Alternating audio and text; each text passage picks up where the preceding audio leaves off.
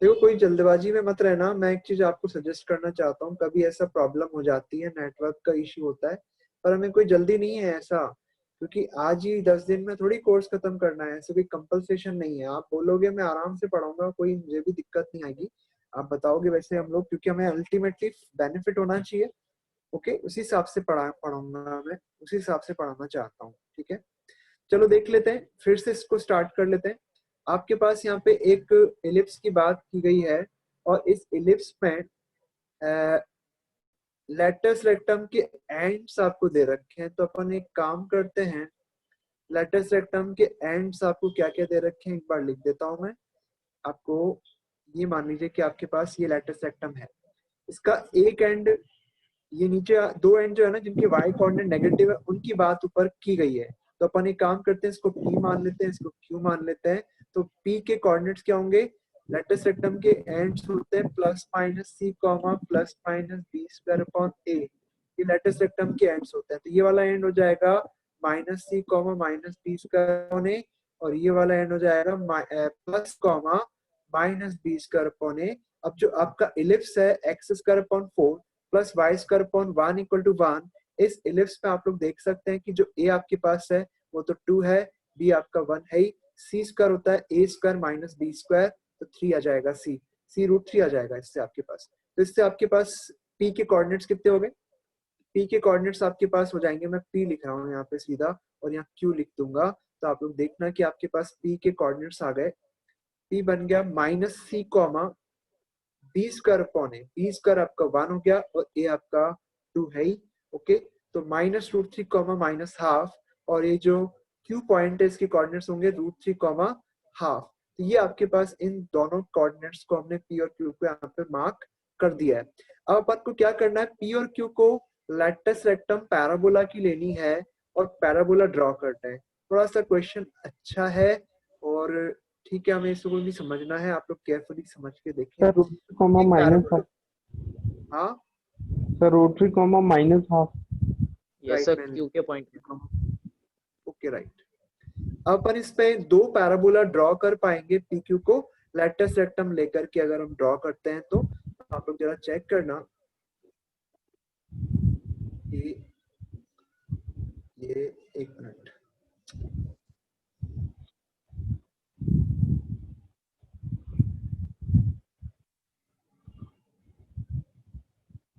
आप लोग देख लें भाई, ये है। तो पी क्यू को डायमीटर लेटस रेक्टम लेकर के हम इलिप्स बनाने पैराबोला बना रहे हैं। तो आप लोग देखें, एक तो ये बन गया, दूसरा इस तरफ से बन जाएगा। तो मैं इस फिगर को मैक्सअप हो रहा है एक्चुअली, मैं अलग से बना दूं क्या इस फिगर को, मतलब जितना मुझे अब आगे के लिए चाहिए वो मैं अलग से बना देता हूँ। तो आप लोग देखना, इसके आगे अपन इसको बना लेते हैं। ये आपके पास एक्स एक्सिस हो गई, ये वाई एक्सिस हो गई, और ये जो दो पॉइंट्स आपके पास है पी और क्यू, वो मैं यहाँ मार्क कर देता हूँ। और पी और क्यू को आपको लेटस रेक्टम के एंड्स लेकर के दो पैराबोला कंस्ट्रक्ट हो सकते हैं, जो मैंने आपको बता दिया यहाँ पे। ये एक 1 नंबर का पैराबोला, एक 2 नंबर का पैराबोला। पी के कोऑर्डिनेट्स आपको पता है ऊपर हमने निकाल रखे हैं, वो मैं यहाँ पे भर देता हूँ। तो आप लोग चेक करना कि पी आपके पास है minus root 3 comma minus half, और क्यू पॉइंट आपके पास है root 3 comma minus half, right. अब अपन एक पॉइंट ये चाह रहे हैं कि फोकस के कोऑर्डिनेट्स निकाल लें। फोकस मिड पॉइंट होता है, आपको पता है लेटस रेक्टम का। तो ये आएगा 0 कॉमा माइनस हाफ, ये फोकस के कोऑर्डिनेट्स हो गए। अब अपन को ये पॉइंट चाहिए ए, और ये पॉइंट चाहिए ए डैश। आपको पता है ए एफ और ए डैश एफ, ये दोनों ही लेटस रेक्टम के 1/4 के बराबर होगा। स्मॉल ए होता है ये पैराबोला का। इलिप्स का काम खत्म हो गया, ऊपर स्मॉल ए और स्मॉल बी जो इलिप्स में थे ना, अब वो यहाँ पे वो नहीं है। आप इस चीज का ध्यान रखना। अब हम पैराबोला की कहानी चालू कर चुके हैं। तो आपके पास फोकस पैराबोला का 0 कॉमा माइनस हाफ आ गया। तो ए क्या है इस पैराबोला का, 4a क्या है पैराबोला का, 4a है आपके पास पी क्यू के बराबर, और जो कि आपको मिल रहा है कितना, 2√3। तो ए आपके पास कितना जाएगा, √3/2। तो ए आपके पास √3/2 आ गया स्टूडेंट्स। अब अपन एफ निकाल चुके हैं, अब ए निकाल लें। अब मुझे एक बात बताओ, ए निकालना है तो इस एफ से ए पे जाने के लिए √3/2 ऊपर जाना पड़ेगा। तो एफ के कोऑर्डिनेट्स जो आपके पास है 0 कॉमा माइनस हाफ, इससे आप √3/2 ऊपर जाएंगे तो y कोऑर्डिनेट जो होगा वो √3/2 बढ़ेगा। और इसी तरह से a डैश आप फाइंड आउट करेंगे तो वो आएगा 0, -½ से -√3/2 नीचे जाना पड़ेगा a डैश के लिए। मुझे यहाँ तक के लिए क्लियर कर दो कि आपको आप यहाँ पे क्लियर हो गया, यहाँ तक सब समझ में आ गया, मुझे बता दो। Yes sir. अब अपन इसके बाद आगे बढ़ते हैं। देखो आप लोग केयरफुली समझना, आपको यहाँ पे पैराबोला की जो इक्वेशन मिलती है ना वो होती है एक्सिस का square is equal to latus rectum की length into tangent at vertex. ये फॉर्मूला आपको याद रखना है, यहाँ पे मॉड्यूलस लगता है। तो आप लोग जरा चेक करना, एक्सिस यहाँ पे क्या है, एक एक्सिस तो आपको दिख ही नहीं दोनों पैराबोला की, वैसे एक्सिस सेम है और वो x बराबर 0। तो यहाँ पे x ले लेता हूँ एक्स स्क्वायर, और 4a आपको पता ही है कितना है, 4a है आपका 2√3 लिख देता हूँ। और टेंजेंट एट वर्टेक्स क्या है, ये जो लाइन है ना आपके पास, एक के ऊपर टेंजेंट डालेंगे पैराबोला की, ये टेंजेंट एट वर्टेक्स हो गई, और ये दूसरी टेंजेंट एट वर्टेक्स। तो पहले हम फर्स्ट पैराबोला को निकालना चाह रहे हैं, तो फर्स्ट पैराबोला को निकालने के लिए मैं इसी की टेंजेंट ड्रॉ कर रहा हूँ अभी। तो आप लोग जरा चेक करना इस पैराबोला की इस टेंजेंट की इक्वेशन क्या होगी। इसकी इक्वेशन होगी y बराबर कांस्टेंट a डैश पे y कोऑर्डिनेट -½ -√3 है, तो इस पैराबोला की इक्वेशन ये हो जाएगी स्टूडेंट्स। तो क्लियर है आपको ये, मुझे बताएं y इक्वल्स टू -½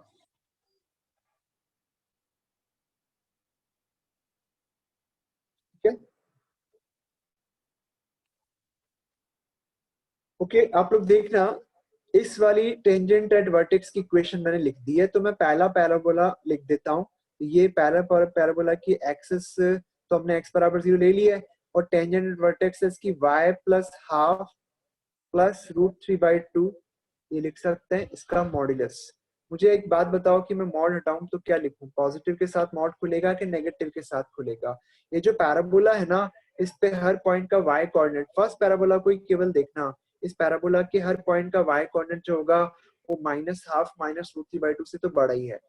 इसका मतलब ये एक्सप्रेशन आपका पॉजिटिव हो जाएगा। ये आपको मिल गया x स्क्वायर बराबर 2√3 y प्लस हाफ प्लस √3/2, यानी कि x स्क्वायर बराबर 2√3 प्लस √3 प्लस 3। देखना आंसर आपके पास आ गया है। मुझे बताओ यहाँ तक क्लियर है क्या? इसका आंसर अभी तक तो बी आ गया, एक पैराबोला हमें मिल गया। आई थिंक आपको क्लियर है ये चीज, बताओ मुझे, बोले। Yes sir. अब अपन को दूसरा पैराबोला चाहिए। ये तो पैराबोला जो मैंने यहाँ पे नंबर 1 डाला है, यहाँ पे ये निकाला है। अब मैं इस दूसरे पैराबोला को फाइंड करने के लिए क्या लिखूं, इसकी भी एक्सिस x बराबर 0 ही है, इसका भी लेटेस्ट रेक्टम 4a यानी कि 2√3 है, तो 2√3 भी मैं लिख देता हूँ इसमें। तो 2√3 इसकी लेटेस्ट रेक्टम की लेंथ है, और टेंजेंट एट वर्टेक्स क्या है इस वाले पैराबोला की, इस वाले पैराबोला की टेंजेंट है y is equal to constant, और वो कांस्टेंट a वर्टेक्स पे क्या है वो देख लो, a पे आपके पास है -½ प्लस √3/2।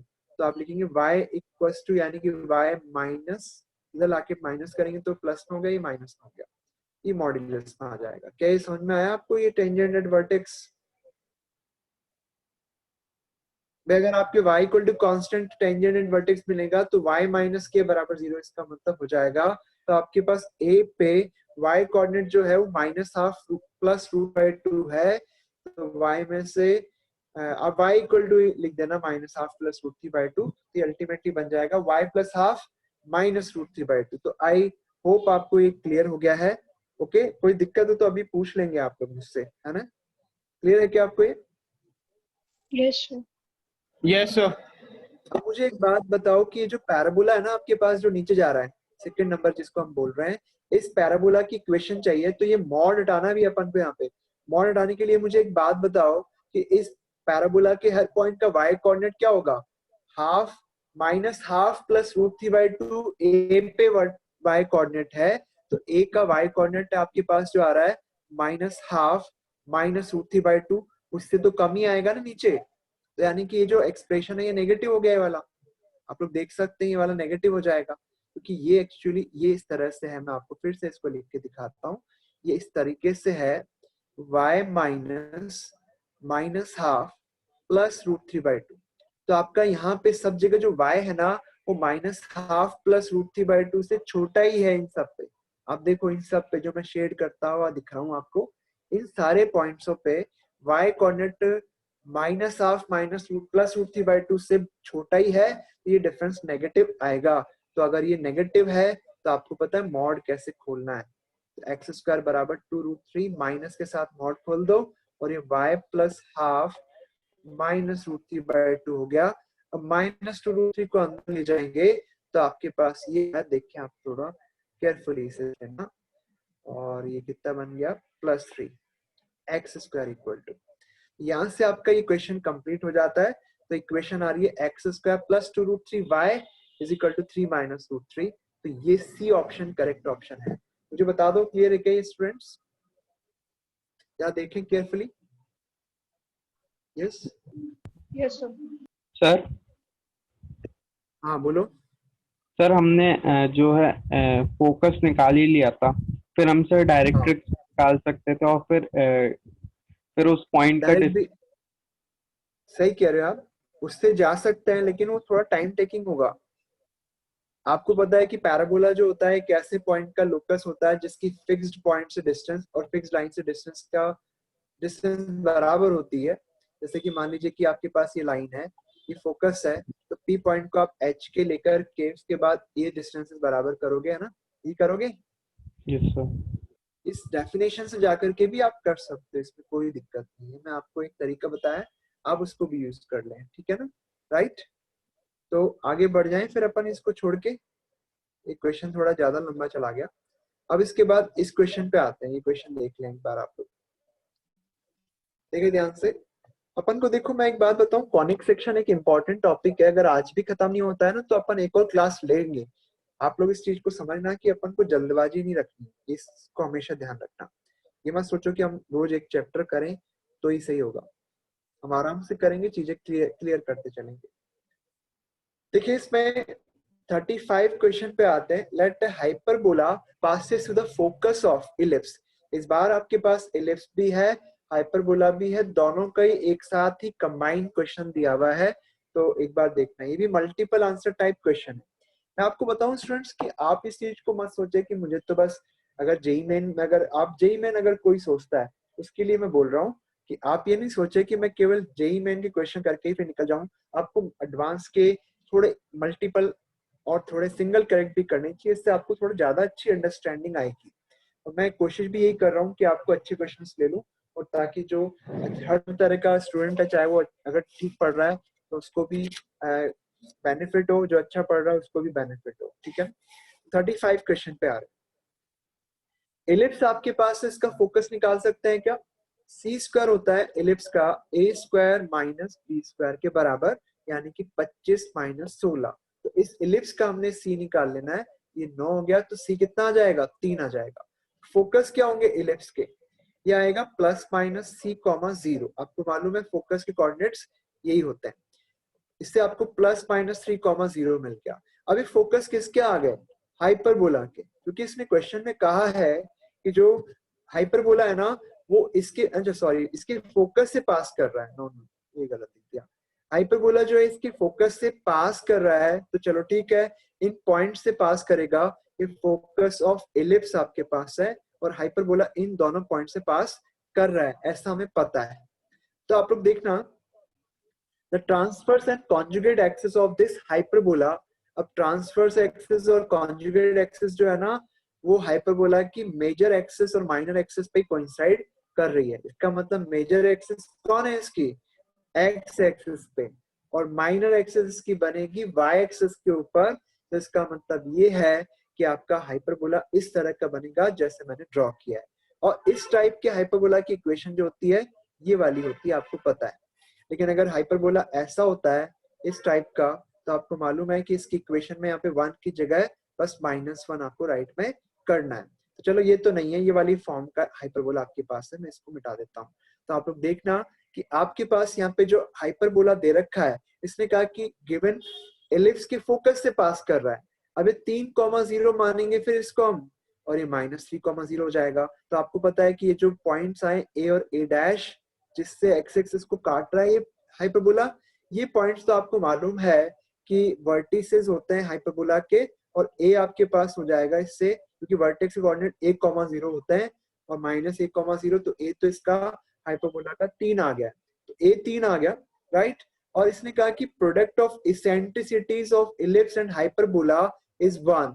तो आप लोग एक बार जरा चेक करना, वापस से हम इलिप्स में जा रहे हैं। इलिप्स की इसेंट्रिसिटी होती है c by A, C by A, hyperbola की भी यही होती है, इलिप्स की होती है सी बाई ए, तो सी इलिप्स का 3 है और ए आपके पास 5 है। ये तो इलिप्स की बात यहाँ तक खत्म कर देते हैं अपन, और यहाँ से हम हाइपरबोला की स्टार्ट कर रहे हैं।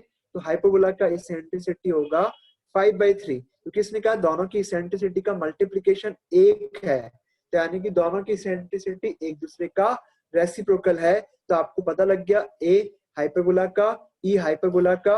अब हमें सी चाहिए, सी होता है, ये सी बाई ए होता है वैसे, ई जो है, तो सी आपके पास आ जाएगा ए ई आ जाएगा, यानी कि ए आपका 3, ये आपका 5/3, तो इससे आपके पास 5 आ गया सी का वैल्यू।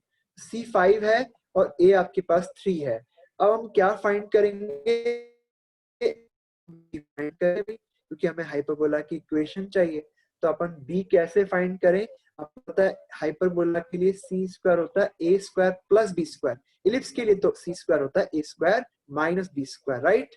और हाइपरबोला के लिए सी स्क्वायर होता है A square plus B square. अब ए स्क्वायर तो आपके पास हाइपरबोला का हमारे पास 9 आ गया, और बी स्क्वायर हमें नहीं पता है, तो अपन एक काम करते हैं, बी स्क्वायर निकालना ना अपन को, तो बी स्क्वायर यहाँ से कितना आ जाएगा, बी स्क्वायर लिख सकते हैं सी स्क्वायर माइनस ए स्क्वायर, यानी कि 25 माइनस ए स्क्वायर कितना हो गया 9, 16, तो बी आपके पास 4 आ गया। तो बी 4 आ गया तो हाइपरबोला की इक्वेशन लिख देते हैं भाई। तो हाइपरबोला आपके पास क्या हो गया, X square upon A square कितना है आपका 9, minus B square Y square upon B square कितना है आपका 16 इज इक्वल टू 1। तो आपका करेक्ट आंसर ए और बी में से कौन सा है, ए सही है। और इसने सी ऑप्शन भी पूछा है कि फोकस बताओ हाइपरबोला का 5,0 होगा, तो आपको पता है फोकस क्या होता है, c,0 होता है, प्लस माइनस c,0, यानी कि प्लस माइनस 5,0, ये ऑप्शन भी करेक्ट है। अब वर्टेक्स ऑफ हाइपरबोला तो आपको पता है ये a,0 होता है, तो -3,0 प्लस माइनस 3,0 वर्टेक्स हो जाएंगे, तो ये आपके पास a और a डैश हो जाएगा। तो ये तो ऑलरेडी पता ही है अपन को, तो ये ऑप्शन डी गलत हो गया। बताओ मुझे बच्चों ये क्लियर है क्या? Yes sir.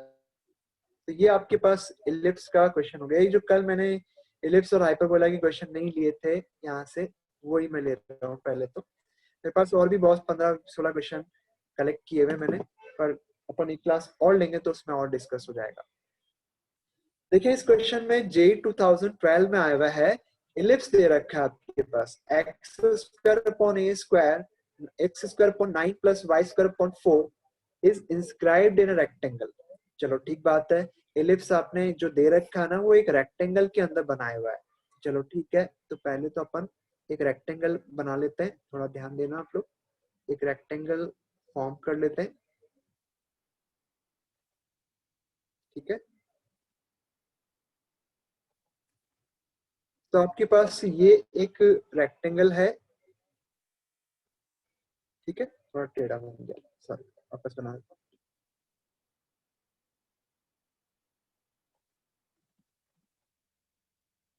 एक रेक्टेंगल आपके पास कंस्ट्रक्ट किया मैंने, और इस रेक्टेंगल के अंदर एक इलिप्स बना हुआ है।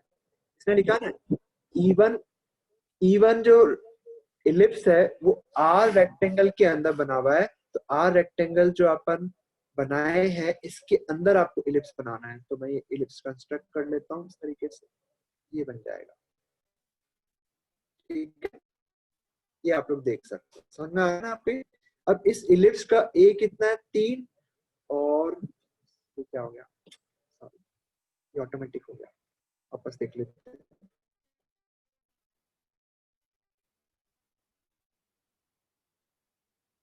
तो आप लोग देखें एक इलिप्स आपको बनाना है इस रेक्टेंगल के अंदर। तो ये रेक्टेंगल हो गया, और ये एक्स एक्सिस हो गई आपकी, और उसके बाद ये वाई एक्सिस हो गई है, और इसके अंदर आपको एक इलिप्स कंस्ट्रक्ट करना है इस तरीके से। इसको हटा ही देता हूँ, और देखना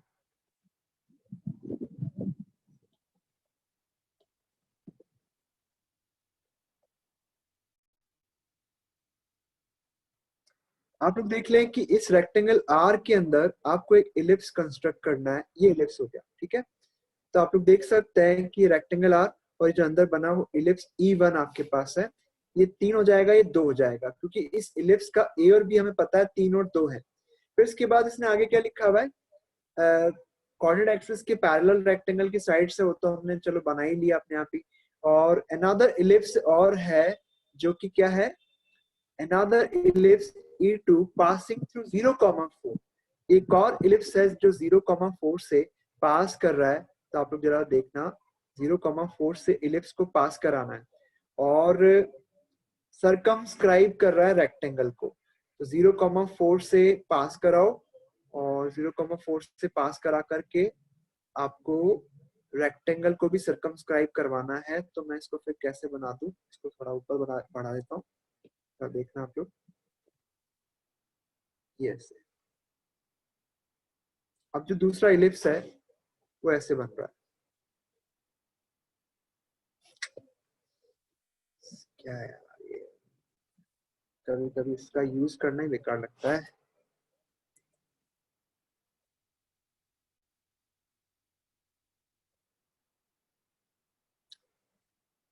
देखो भाई, ये एक रेक्टेंगल हो गया है, इसके अंदर आपने एक इलिप्स बनाया है और इसके बाद इसके सरकमस्क्राइबिंग भी एक इलिप्स आपको चाहिए जो इस तरीके से जा रहा है।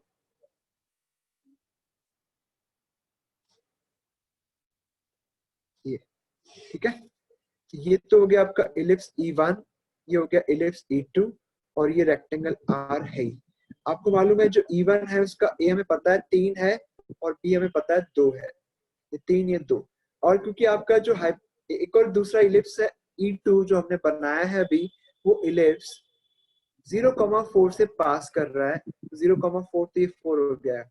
तो अब जो दूसरा इलिप्स हमें बनाना है वो X square upon A square plus Y square upon B square equal to 1 है, राइट। अच्छा, एक बात सोच सकते हैं कि ये जो पॉइंट है ए, इसके कोऑर्डिनेट्स क्या है, ये तो 3,2 है, राइट।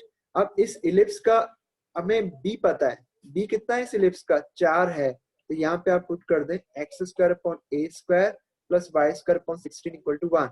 अब इस इलिप्स का हमें ए भी निकालना है, तो इसे 3,2 से पास करा दें तो आपके पास 9 by A square 4 by 16 equal to 1 हो जाएगा। तो ये तो 1 बाई 4 हो गया, तो 9 बाई ए स्क्वायर हो गया आपके पास कितना, 9 बाई ए स्क्वायर हो गया 3 बाई 4। तो अल्टीमेटली ए स्क्वायर आपको मिल गया 36 अपॉन 3 यानी कि 12।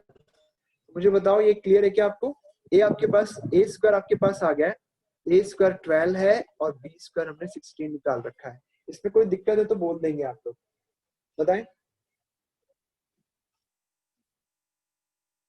क्या ये बात समझ में आ रही है आपको? Yes, sir. Yes, sir. अब हाँ, अब मैं आपको बता दूं कि जो इलिप्स है ना, इसका ए बड़ा है, ए छोटा है सॉरी, और बी बड़ा है, इसलिए ये इस शेप का इलिप्स है जो मैंने बनाया है। तो इस शेप में यानी कि ऊपर की तरफ जाने वाला इलिप्स बनेगा। अब इसकी इसेंट्रिसिटी रिक्वायर्ड है, आपको मालूम है इसकी इसेंट्रिसिटी क्या होती है, किसी भी इलिप्स की, इस टाइप के इलिप्स की इसेंट्रिसिटी होती है √1 माइनस ए स्क्वायर अपॉन बी स्क्वायर, ये होती है ना। तो बस इसेंट्रिसिटी निकाल लो, तो 1 माइनस ए स्क्वायर अपॉन बी स्क्वायर, 4 3 12 4 4 16, 1/4 1/2 आ जाएगी। तो यानी कि आपका आंसर है। तो बताओ मुझे क्लियर है क्या आपको ये? तो इस तरीके से आप लोग इलिप्स की इसेंट्रिसिटी हमने यहाँ पे फाइंड आउट कर ली है। मैं आपको बताऊं कि ये जो क्वेश्चन है जेई 2012 में आया हुआ है, लेकिन जेई मेन में ये क्वेश्चन 2 बार आ गया है अलग अलग नंबरों के साथ में। मैं नहीं कह रहा कि सेम इलिप्स दे दिया, पर सेम कॉन्सेप्ट, सेम वही रेक्टेंगल, इसी तरह का एक क्वेश्चन बन के आ चुका है जेई में, जेई मेन में। तो ठीक है, इस पेज के सारे क्वेश्चंस तो कंप्लीट हो गए हैं, ये वाला रह गया, इसको भी अपन देखते हैं। मुझे बताओ क्लियर है सबको ये, है ना? बात समझ में आ रही है कि नहीं आ रही है? Yes, sir. चलो गुड, आगे बढ़ते हैं फिर अपन। नेक्स्ट क्वेश्चन है y is equal to 4x plus C, अगर इस इलिप्स को टच करे तो c क्या होगा वो बताओ। देखो इसके दो तरीके हैं, एक तरीका तो ये है कि आप इन दोनों के इंटरसेक्शन पॉइंट निकालने के लिए y को एलिमिनेट कर दो।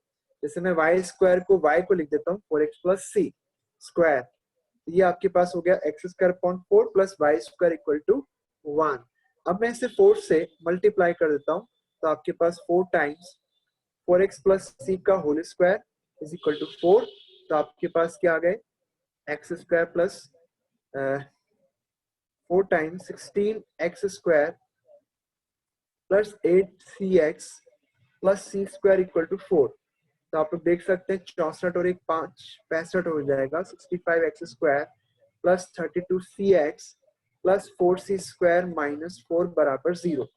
अब क्योंकि ये लाइन टच कर रही है, कोई भी सेकंड डिग्री कर्व को कोई लाइन टच करे तो ऐसे केस में दोनों का इंटरसेक्शन पॉइंट जो होंगे 2 होंगे पर वो कोइंसाइड कर रहे होंगे, तो इसका d0 आ जाना चाहिए इसका मतलब। तो d ले लेते हैं इसका, b square is equal to 4a आपका 65 है ही, और c क्या है 4 times c square minus 1, d बराबर 0 यानी कि b square equal to 4ac। ये आ गया आपका 32 इंटू 32 c स्क्वायर, और ये हो गया 16 इंटू 65 c स्क्वायर माइनस 1। 16 दूनी 32 हो गया, इधर 64 हो गया। 64 c square is equal to 65 c square minus 65। तो आप लोग देख सकते हैं 65 बराबर c स्क्वायर आ गया। क्या गलती हो गई?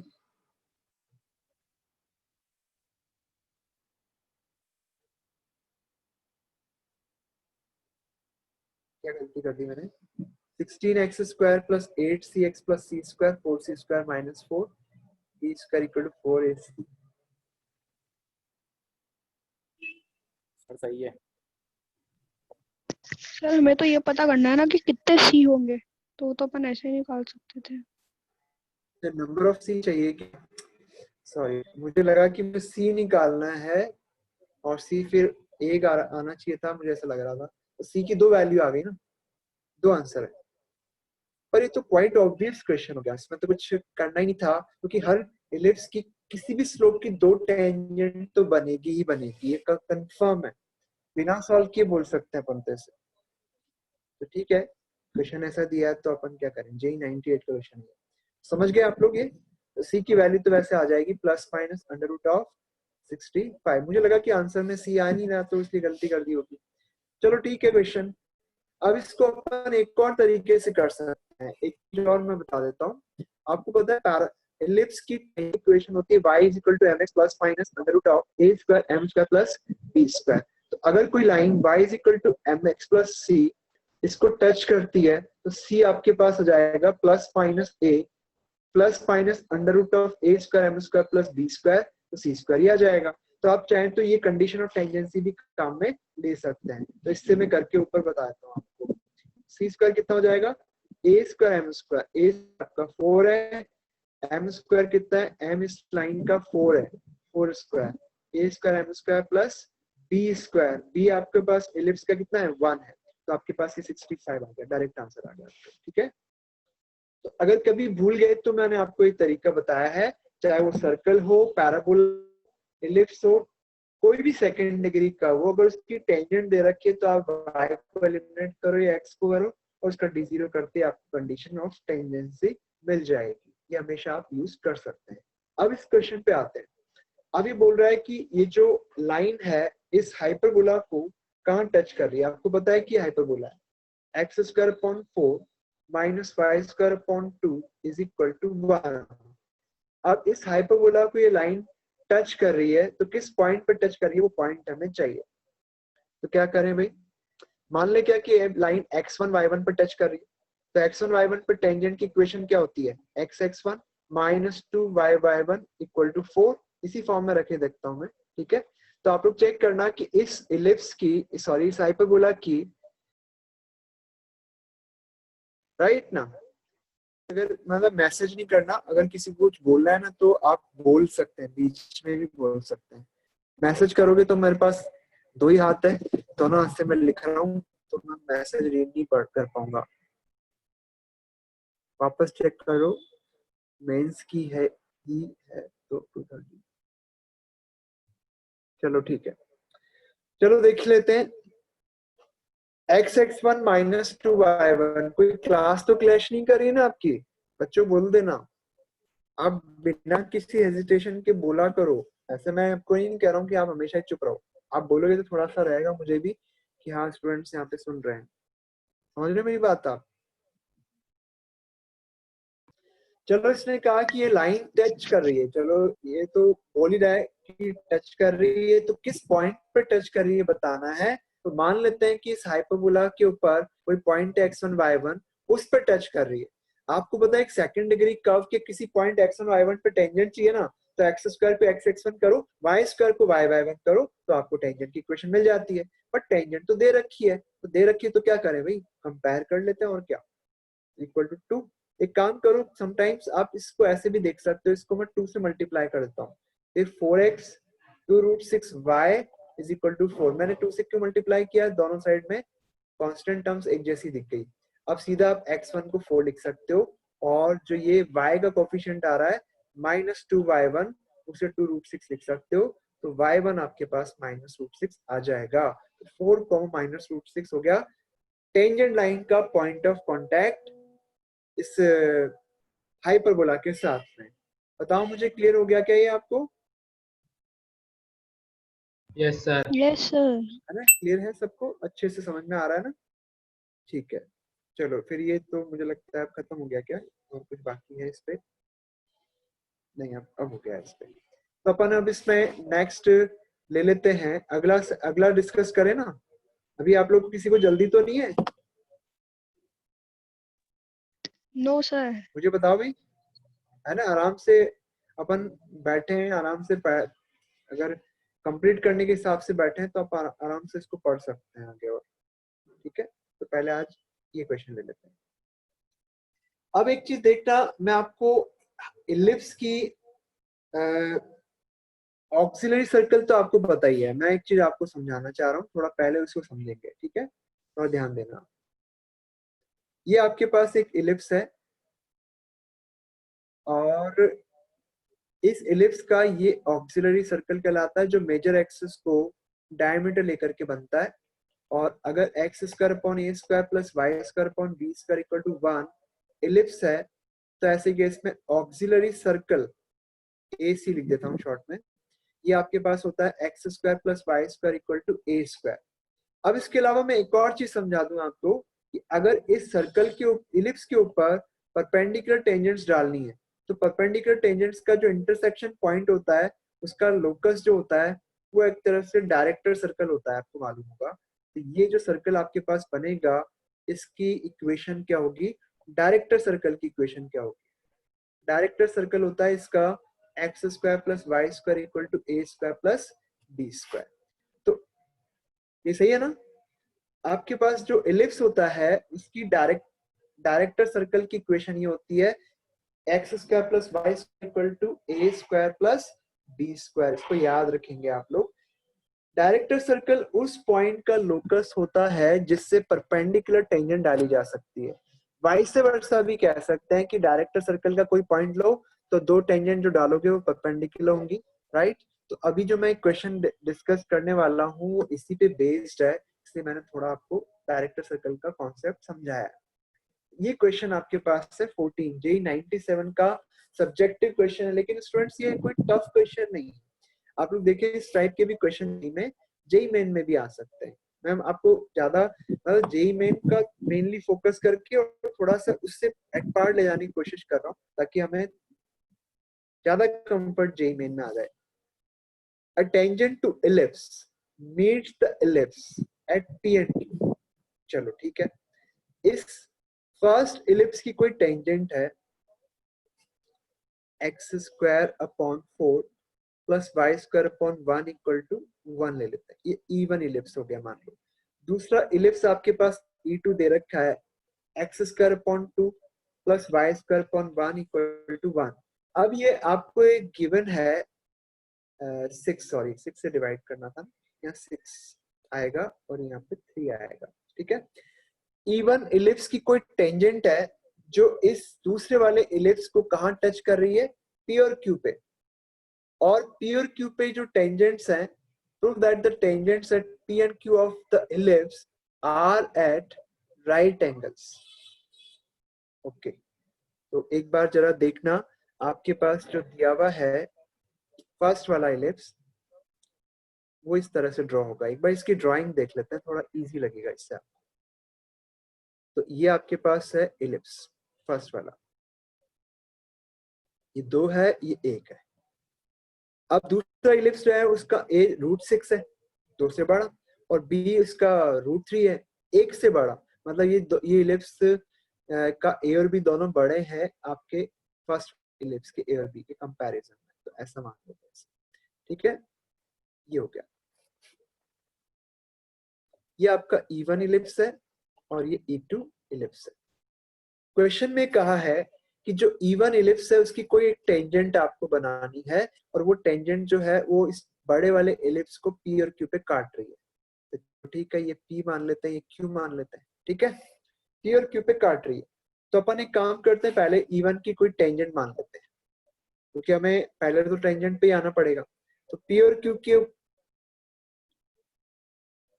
E1 की टेंजेंट अपन ले लेते हैं, टेंजेंट ऑफ E1 वो आती है y is equal to mx plus minus under root of a square m square plus b square। ये आप मान लें, ये क्या है, टेंजेंट है फर्स्ट इलिप्स की। पर ये टेंजेंट जो है वो सेकंड इलिप्स को p और q पे काट रही है, और p और q पे जो टेंजेंट ड्रॉ करते हैं तो परपेंडिकुलर होती है, ये प्रूव करो। तो अपन एक काम करें, अपन ने p और q पे टेंजेंट्स जो हैं, क्या करें इसमें, एक काम करते हैं, P और Q पे जो इलिप्स की टेंजेंट्स ड्रॉ होगी उनका इंटरसेक्शन पॉइंट हम H के मान लेते हैं, और इसी H के का लोकस निकालेंगे। और अगर ये लोकस बाहर वाले इलिप्स का E2 का डायरेक्टर सर्कल आ जाए तो अपने आप ही प्रूव हो जाएगा कि एंगल 90 डिग्री है। बताओ सही कह रहा हूँ क्या मैं? सर बहुत केयरफुली समझना। हाँ सर पहले तो एच के मान लिया, और एच के से जो हम इलिप्स E2 पे टेंजेंट खींचेंगे तो पी क्यू उसकी कॉर्ड ऑफ कांटेक्ट होगी। बिल्कुल वही मैं करने जा रहा हूँ, बिल्कुल सही कहा आपने। अपन अब इसमें कॉर्ड ऑफ कांटेक्ट निकालेंगे, chord of contact of tangents of E2 ellipse. वो आएगी आपके पास E2 इलिप्स की कॉर्ड ऑफ कांटेक्ट, क्या लिखेंगे, xx1 plus 2 xh plus 2 times y1 is equal to 6। इस वाले इलिप्स की मैंने कॉर्ड ऑफ कांटेक्ट निकाली है, इस वाले की, राइट।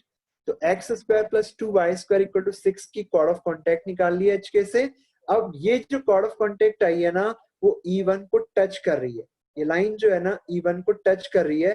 तो E1 के लिए कंडीशन ऑफ टेंजेंसी लगाएंगे, ये आपके पास E1 है, इस पे कंडीशन ऑफ टेंजेंसी इंपोज करेंगे। तो आप लोग चेक कर लें कि ये लाइन को थोड़ा मैं इस फॉर्म में अरेंज कर लेता हूँ। y is equal to minus X H plus 6 हो जाएगा, तो यहाँ से y हो जाएगा minus X H upon 2k plus 3 upon k। अब ये लाइन टच कर रही है इलिप्स को, E2 इलिप्स E1 को टच कर रही है, तो कंडीशन ऑफ टेंजेंसी लगाएंगे। तो यहाँ से कंडीशन ऑफ टेंजेंसी से जाएंगे, तो आपके पास C square equal to A square M square plus B square. तो लाइन का सी क्या है, कांस्टेंट टर्म लाइन की 3/k है।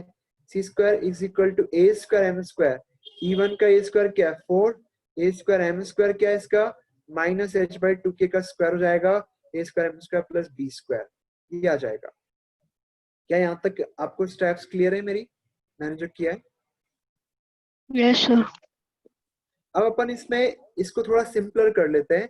यहाँ से आप लोग देख सकते हैं कि 4 ये 2 स्क्वायर से कट जाएगा, तो ये अल्टीमेटली आपके पास बना 9/k square equal to h square by k square plus 1। अब इसे k स्क्वायर से मल्टीप्लाई कर दो, तो 9 equal to h square plus k square, तो लोकस आ गया x square plus y square equal to 9। अब मुझे एक बात आप ये बता दें कि ये जो अपन ने लोकस निकाला है इस HK का, क्या वो बाहर वाले इलिप्स का डायरेक्टर सर्कल है? बाहर वाला इलिप्स E2 है, इसका डायरेक्टर सर्कल क्या है, X square plus Y square equal to A square plus B square, A square plus B square 9 आ जाएगा। तो हो गया खत्म। तो हमने यहाँ पे क्या प्रूव कर दिया कि जो E1 इलिप्स है इसकी कोई टेंजेंट हमने ड्रॉ करी, वो टेंजेंट PQ पे E2 को काट रही है, और उन PQ पे टेंजेंट ड्रॉ करेंगे E2 की तो वो परपेंडिकुलर होगी, अब हम इसको जिस डायरेक्शन में लिखा ना इसने, उस ऑर्डर में हमने नहीं किया, इसको उल्टे से देखा हमने, एंड पे गए कि हम इंटरसेक्शन पॉइंट की बात कर रहे हैं, टेंजेंट के इंटरसेक्शन की बात कर रहे हैं, तो हमने उस पॉइंट एच के को, उस इंटरसेक्शन पॉइंट को एच के मान लिया, और इससे कॉर्ड ऑफ कांटेक्ट, क्योंकि लाइन पी क्यू जो होगी ना वो कॉर्ड ऑफ कांटेक्ट बन जाएगी, तो इस कॉर्ड ऑफ कांटेक्ट की इक्वेशन हमने लिख दी। और ये कॉर्ड ऑफ कांटेक्ट E1 की टेंजेंट है, कंडीशन ऑफ टेंजेंसी से हमें HK का लोकस आ गया, और ये जो लोकस आया वो असल में E1 E2 का डायरेक्टर सर्कल ही है, और वही हमें चाहिए। इसका मतलब है कि टेंजेंट्स कैसी हैं, एक दूसरे के परपेंडिकुलर है। तो मुझे बताओ क्लियर है क्या आपको? Yes sir. ये बात समझ में आ रही है आपको? तो इस तरीके से हम लोग सॉल्व कर पा रहे हैं।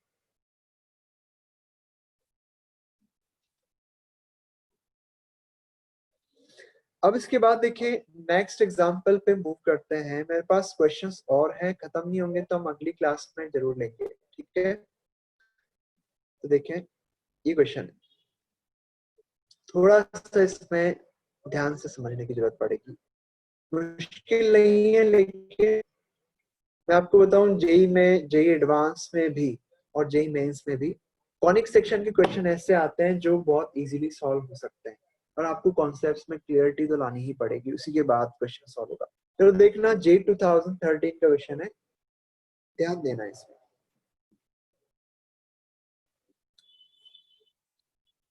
A vertical line passes through h, 0 intersects the ellipse। एक वर्टिकल लाइन है जो h, 0 से पास कर रही है और इलिप्स को कट कर रही है P और Q पे। एक बात है, ये आपका इलिप्स हो गया, और इससे एक वर्टिकल लाइन कट कर रही है कहीं पे। पहले तो ये एक्स एक्सिस बना ली मैंने, ये वाई एक्सिस बना ली मैं। अब इस एक वर्टिकल लाइन आपको ड्रॉ करनी है। मान लो कि ये वर्टिकल लाइन आपने ड्रॉ कर दी है जो कि इस इलिप्स को काट रही है P और Q पे, ठीक है भाई? अब ये लाइन h, 0 से पास कर रही है, इसका मतलब इसकी इक्वेशन x बराबर h हो गई, राइट ना? Let the tangent to the ellipse at P and Q meet at R। मुझे कोई बता सकता है कि मैं अगर P और Q पर टेंजेंट ड्रॉ करूंगा तो जो इंटरसेक्शन पॉइंट होगा वो मुझे कहाँ मिलेगा? X axis. बिल्कुल सही है, क्योंकि यहाँ सिमेट्री की वजह से हम ऐसा बोल पा रहे हैं। तो ये जो पॉइंट होगा, ये पॉइंट हमें R कहना है इसे, ओके? और डेल्टा H क्या है? PQR का एरिया मैक्सिमम, अगर H को हम हाफ से 1 लेते हैं तो। और डेल्टा 2 क्या है? H को हाफ से 1 लेने पर मिनिमम एरिया इसी ट्राइंगल का, तो हमें इस ट्राइंगल का एरिया चाहिए एक तरह से। तो एक काम करते हैं, सबसे पहले तो हम इस R पॉइंट को ही निकालना चाह रहे हैं। R पॉइंट को कैसे निकालें? इस R पॉइंट को हम लोग क्या ले लें? K, 0 मान लें क्या? K, 0 मान लेते हैं। तो इसकी कॉर्ड ऑफ कांटेक्ट निकाल लें, वो PQ की इक्वेशन आ जाएगी। तो कॉर्ड ऑफ कांटेक्ट होगी xk upon 4 plus y1 upon 3 बराबर 1। तो आपके पास x बराबर 4 क्या आ गया? ये कॉर्ड ऑफ कांटेक्ट आ गई, पर कॉर्ड ऑफ कांटेक्ट तो x बराबर h है, तो इसका मतलब k कितना आ गया आपका? 4/h आ गया। सही है क्या ये? बताओ मुझे, समझ में आया कि आपको ये? Yes sir. अब इससे आपके पास R के जो कोऑर्डिनेट्स हो गए वो 4/h, 0 हो गए। अब अपन को एरिया ऑफ ट्राइंगल चाहिए, एरिया ऑफ ट्राइंगल PQR, और ये इसको इन्होंने डेल्टा लिखा है, डेल्टा से रिप्रेजेंट किया है, डेल्टा H से। ये आएगा हाफ, क्या लिखूं? यहाँ तक डिस्टेंस h, 0 है, तो ये आएगा हाफ बेस क्या इसका? PQ लेंथ निकाल सकते हैं क्या अपन? PQ कैसे निकालें? PQ निकालने के लिए हमें x को h डालना पड़ेगा इस इलिप्स की इक्वेशन में। तो x को h डालेंगे तो h² upon 4 plus y² upon 3 equal to 1 हो गया। x को h डाल दिया, तो यहाँ से आपके पास y स्क्वायर निकल गया 3 times 1 minus H square upon 4, और इससे y आ जाएगा under root of 3/2 4 minus H square का अंडर रूट। देख लें आप लोग, सही लिख रहा है क्या, लिख रहा हूँ क्या मैं? अब Yes, अपन sir. इसे, हाँ अब अपन देख लेते हैं कि आपके पास पी क्यू कितना आएगा। मैं इसको ऐसे लिख देता हूँ कि ये पॉइंट एम है, तो एरिया ऑफ ट्राइंगल होगा half P Q multiplied by M R. P Q कितना है? पी क्यू है इस y कोऑर्डिनेट का, p के y कोऑर्डिनेट जो निकाला हमने उसका डबल कर लो, क्योंकि p और q के बीच का डिस्टेंस जो होगा वो p या q के y कोऑर्डिनेट का डबल होगा, यानी कि √3 times under root of 4 minus H square हो गया आपका पी क्यू। एम आर क्या आएगा? एम आर आएगा r और m के x कोऑर्डिनेट का डिफरेंस 4/h माइनस h। बताओ इसमें यहाँ तक क्लियर है सबको? इसको अपन आगे सॉल्व करेंगे। √3/2, तो आपको इसमें एलसीएम लोगे तो आपके पास हो गया 4 माइनस एच स्क्वायर की पावर 3/2 हो जाएगा। यहाँ पे देखना जरा केयरफुली, 4 माइनस एच स्क्वायर की पावर 3/2 आ जाएगा, और नीचे h है। ये सही है क्या, बताओ मुझे?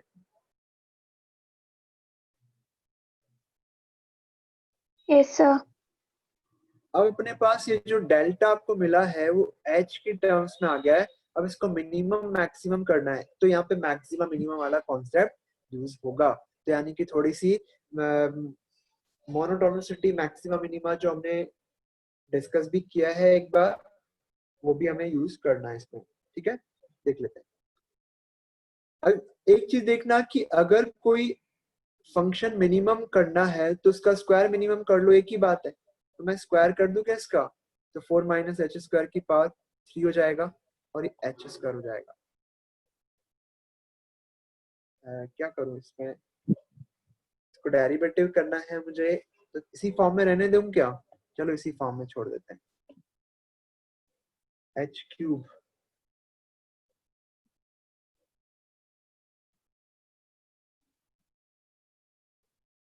ठीक है, डिफरेंशिएट कर लेते हैं भाई, और क्या।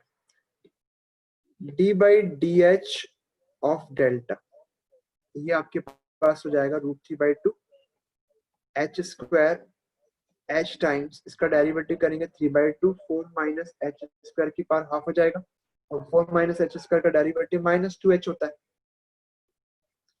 फिर इसके बाद आगे बढ़ेंगे, माइनस 4 माइनस एच स्क्वायर की पावर 3/2 ले लिया, और h का डेरिवेटिव 1 होता ही है, ये आ गया। अब इसको आगे ले जाएं √3/2, यहाँ से 2 से 2 गया, और ये बना आपका minus H square 4 minus H square, और ये 3 भी है यहाँ पे, ये ठीक है, और 4 माइनस एच स्क्वायर की power 3/2 divided by H square. बताओ मुझे यहाँ तक कैलकुलेशन थोड़ी सी ऑब्जर्व कर लेना, कहीं गलती नहीं हो जाए। Sir, √3/2 एच स्क्वायर, हाँ 4 माइनस एच स्क्वायर की पावर हाफ आएगा। राइट। तो मैं इसमें से कॉमन ले लेता हूँ। क्या कॉमन आ रहा है न्यूमरेटर में से? न्यूमरेटर में से कॉमन है 4 माइनस एच स्क्वायर की पावर हाफ, राइट, और ये नीचे एच स्क्वायर है ही, और आपको इसके आगे मिलेगा -3h स्क्वायर, तो यहाँ से आ गया, और यहाँ से -4 प्लस एच स्क्वायर, क्योंकि इसकी 1 पावर आपको बचेगी यहाँ पे। बताओ सही है ना? Yes, sir. अब मुझे एक बात बताओ कि ये पूरा एक्सप्रेशन जो है वो तो ऑलवेज ही पॉजिटिव है जब तक डिफाइंड है। एच स्क्वायर है नीचे, और रूट तो पॉजिटिव ही होता है, तो मैं इसको क्यों बार बार कैरी करूं? मैं तो इसको यही छोड़ देता हूँ। के है ये, कोई के नहीं है, मतलब कांस्टेंट तो नहीं होगा, है तो वेरिएबल, पर मैं इसको बोल रहा हूँ पॉजिटिव नंबर, के कोई पॉजिटिव नंबर होगा।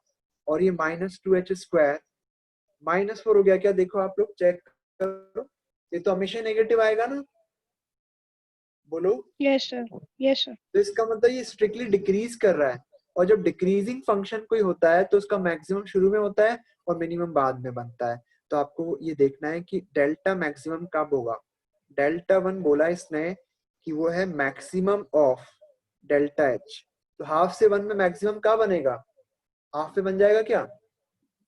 ओके, और डेल्टा टू आपको चाहिए मिनिमम हाफ से 1 में, तो 1 पे मिनिमम बनेगा इसका मतलब। तो यानी कि h को हाफ डाल के आप मैक्स डेल्टा 1 निकाल लेते हैं। नहीं, क्या आएगा, √3/2, h को हाफ डाल दो, 4 - 1/4, 4 - h², तो 4 - 1/4 कितना हो जाएगा, सॉल्व कर लेंगे अभी इसे। और यहाँ 3/2 पावर, और नीचे आपके पास h को हाफ डालना है, तो ये हाफ आ गया। ठीक है यहाँ तक।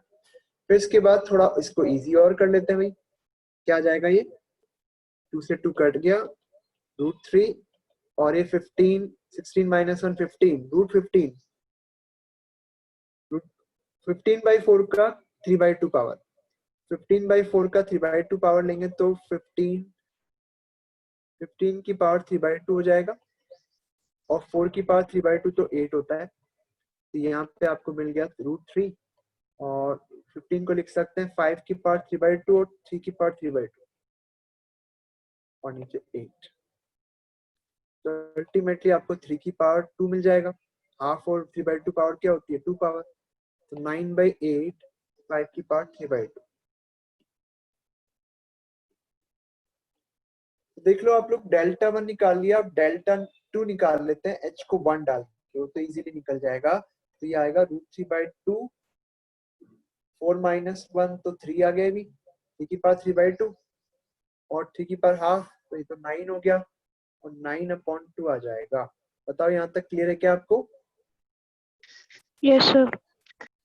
अब अपन को क्या चाहिए, देखो आप, अपन चाह रहे हैं 8/5 डेल्टा 1 - 8 डेल्टा 2 चाह रहे हैं। 8/5 डेल्टा 1 कितना हो गया, 8/√5। 8/√5, राइट। 8/√5 ये आ गया 45। देखो आप चेक करो, डेल्टा 1 आपका है, उसको आप ऐसे भी लिख सकते हो, 9/8 5√5, राइट।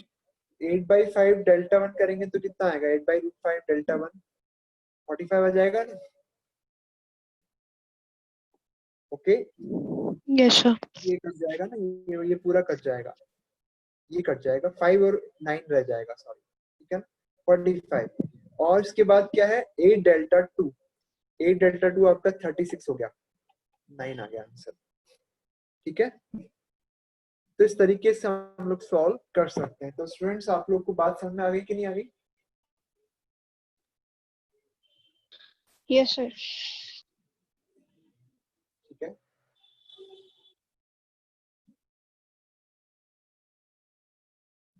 अब देखिए नेक्स्ट क्वेश्चन पे आगे बढ़ते हैं।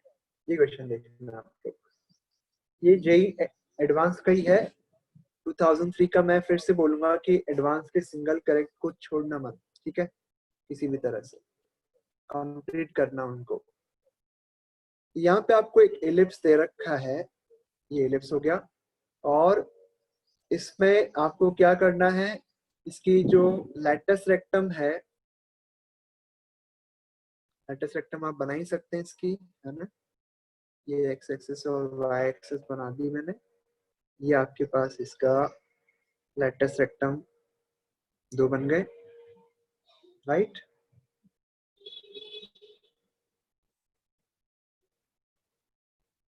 PQRS,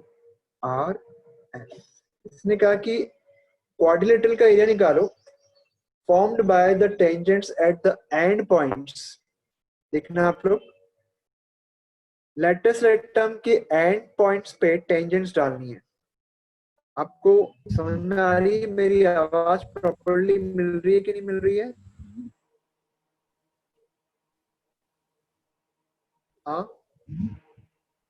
एक बार रिप्लाई दे दो, क्योंकि मेरा एक फोन बंद हो यस गया सर। था, हाँ सर, यस सर। उसमें अब स्क्रीन ऑडियो नहीं बन। चलो ठीक है, अब अपन को P पे भी टेंजेंट ड्रॉ करनी है, R पे भी टेंजेंट ड्रॉ करनी है, Q पे भी टेंजेंट ड्रॉ करनी है, और S पे भी टेंजेंट ड्रॉ करनी है। ओके, एक क्वाड्रिलेटरल बन रहा है। आपको मैं बताऊं कि क्वाड्रिलेटरल कैसा होगा, कोई बता सकता है मुझे कैसा बनेगा ये?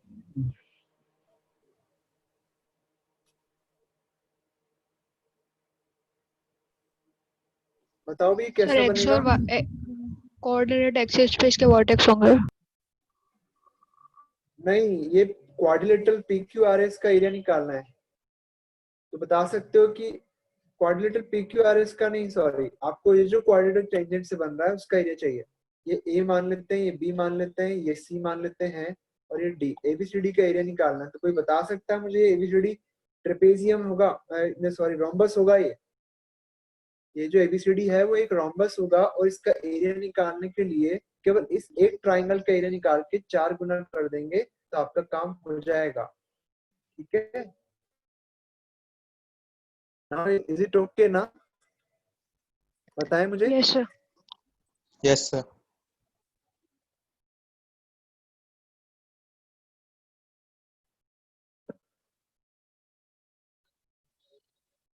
हाँ, तो अपन इसको एक काम करते हैं। सी क्या आएगा इस हाइपरबोला, इस इलिप्स का? सी स्क्वायर होता है A square minus B square, तो 9 माइनस 4 2 आ गया। इस आर के कोऑर्डिनेट्स जो होते हैं सी comma B square upon A square होता है, आपको पता ही है, अभी भी मैंने एक क्वेश्चन लिया था। ये 2 कॉमा बी स्क्वायर तो 5 हो गया, ये आपका 3 आ जाएगा। तो इस टेंजेंट की इक्वेशन निकालनी पड़ेगी पहले आपको। टेंजेंट होगी x(x1) अपॉन 9 y(y1) अपॉन 5, तो y(y1) आपका 5/3 है अपॉन 5 इज इक्वल टू 1। यहाँ से आपको मिला x अपॉन, देखना, x अपॉन 9/2 और प्लस y अपॉन 3 लिख सकता हूँ इसे। तो आप मुझे बताओ कि इस ट्राइंगल का एरिया चाहिए, तो इस d के कोऑर्डिनेट्स आ गए 9/2, 0, और इस a के कोऑर्डिनेट्स आपको मिल गए 0, 3, राइट।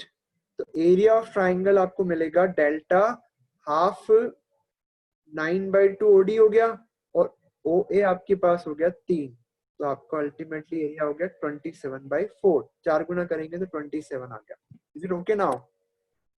मुझे बताओ भाई। सर स्क्रीन ही नहीं दिख रही। स्क्रीन नहीं दिख रही है?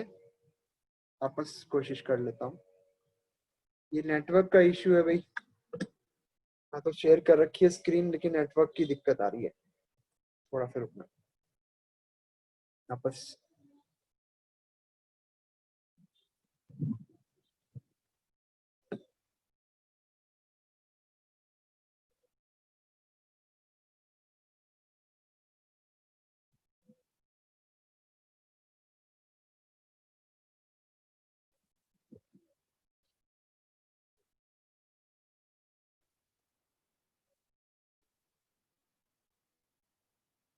ठीक है, आवाज तो आ रही है आपको ना?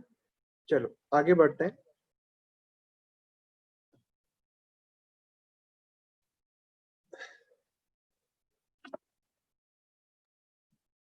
ठीक है, अब स्क्रीन नजर आ रही है आपको? Yes sir. तो ये 27 एरिया आ गया इससे क्वाड्रिलेटरल का। यहाँ पे क्वेश्चन कंप्लीट हो जाता है। तो आप लोग समझ गए ना? अब तो क्लियर है सबको? Yes sir. तो कंफर्टेबल है आप लोग? कोई दिक्कत तो नहीं हो रही है ना? अगले क्वेश्चन पे चलें। अगला क्वेश्चन देखो क्या है। Find the equation of common tangent in first quadrant to the circle and ellipse. Also find the length of intercept of this tangent between coordinate axis. तो आप लोग एक चीज देखना कि आपको एक सर्कल और एक इलिप्स की टेंजेंट चाहिए कॉमन। तो एक काम करते हैं, पहले y is equal to mx plus minus under root of a square m square plus b square. ये इलिप्स की टेंजेंट है, पर आपको पता है सर्कल की टेंजेंट क्या होती है? y is equal to mx plus minus under root of a square m square. a बाहर आता है इसमें ना, a under root of m square plus 1। ये होती है क्या? आपको याद है कि नहीं है? Yes sir. y is equal to mx plus minus a under root of m square plus 1। ये सर्कल की टेंजेंट होती है। अगर ये दोनों सेम है, कंपेयर कर लो। जो चीज आपको अलग दिख रही है वो इक्वल कर दो। 25 m स्क्वायर प्लस 4 को होना पड़ेगा m स्क्वायर प्लस 1 के बराबर। ये तो गड़बड़ हो गई। a तो square m 5 square m square नहीं 4 m स्क्वायर आएगा। 4 under root m square plus 1। अच्छा, 5 मैंने मिस कर दिया, 25 यहाँ पे हो जाएगा, ये ठीक है। सर 16 है रेडियस, रेडियस का स्क्वायर, सर्कल वाला। हाँ हाँ सही है, तो यहाँ 4 आ जाएगा, राइट। यहाँ पे इस जगह पे आपको 16 लिखना पड़ेगा। 16 25 m square plus 4 is equal to हो गया 16 m स्क्वायर प्लस 16, तो 9 m स्क्वायर इक्वल टू 12 आ गया। तो m आपको मिलेगा, m स्क्वायर मिल गया आपके पास 3 4 जा 3 3 जा 12, तो m आ जाएगा इससे, ठीक है ना। m आ गया 2 by plus minus 2 by root 3। अब क्योंकि एक सर्कल ये है और ये एक इलिप्स भी आपके पास जो दे रखा है, दोनों में आप लोग देख सकते हैं कि जो ये इलिप्स है इसका ए आपका 4 5 है, बी आपका 2 है, और जो आपको सर्कल चाहिए उसका रेडियस 2 है, रेडियस क्या है 4 है। तो ये ऐसा कुछ बन रहा है, ठीक है, राइट। तो इन दोनों की अगर कॉमन टेंजेंट रिक्वायर्ड है तो हम वो निकाल सकते हैं कि नहीं निकाल सकते। कॉमन टेंजेंट 4 दिए तो आपको दिख रही है, एक ये बनेगी, एक यहाँ मिलेगी आपको, एक इधर मिल जाएगी ऐसे करके, और एक इधर ही मिल जाएगी। तो हमें तो फर्स्ट क्वाड्रेंट वाली चाहिए और इसका स्लोप नेगेटिव आएगा, ध्यान रखना। तो कॉमन टेंजेंट क्या हो गई, y is equals to mx minus 2 by root 3x plus minus minus लू या प्लस लू, इस लाइन का जो मैंने यहाँ पे फर्स्ट क्वाड्रेंट में मार्क करी है इसका c पॉजिटिव है, क्योंकि y इंटरसेप्ट पॉजिटिव है ना, तो c y इंटरसेप्ट होता है वो पॉजिटिव लेना पड़ेगा, तो यहाँ प्लस आएगा माइनस, और 4 times under root of m square plus 1, 4/3 plus 1। ये सही है क्या, मुझे बताओ, क्लियर है क्या। Yes sir. चलो खत्म हो गया ये तो, है ना। इस तरीके से आपको इसे करना है। तो आपके पास y is equal to minus 2 by root 3x plus 2 root 7/3, ये आपके पास हो जाएगा। इस तरीके से आप लोग सॉल्व कर सकते हैं। अपन अगली क्लास में क्या लें, सर्कल लेना है अपन को अगली क्लास में, है सही है ना। देखो स्टूडेंट्स, आज की क्लास में हम लोग इतना ही डिस्कस करेंगे, थोड़ा सा लंबा टाइम हो जाता है तो स्क्रीन के सामने बैठना बड़ा आंखों में बहुत परेशानी करता है। तो आप लोगों को मेरी बात सुनाई दे रही है अच्छे से। अपन नेक्स्ट क्लास में आगे बढ़ेंगे और अगली क्लास में हम इलिप्स और हाइपरबोला पे थोड़े से क्वेश्चंस और लेंगे और सर्कल स्टार्ट उसी समय कर देंगे। किसी कुछ बात करनी हो, कुछ बोलना हो तो बताएं।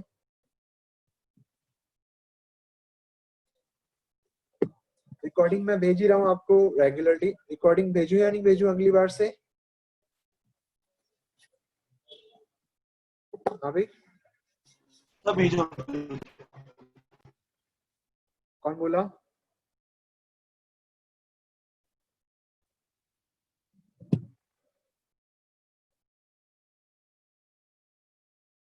सब लोगों ने अपने वीडियो ऑफ कर रखे क्या, कोई नजर ही नहीं आ रहा मुझे। नाम से तो कई लोगों के पता नहीं रहते हैं, तो फेस से तो पता लगता है कि कौन कौन है।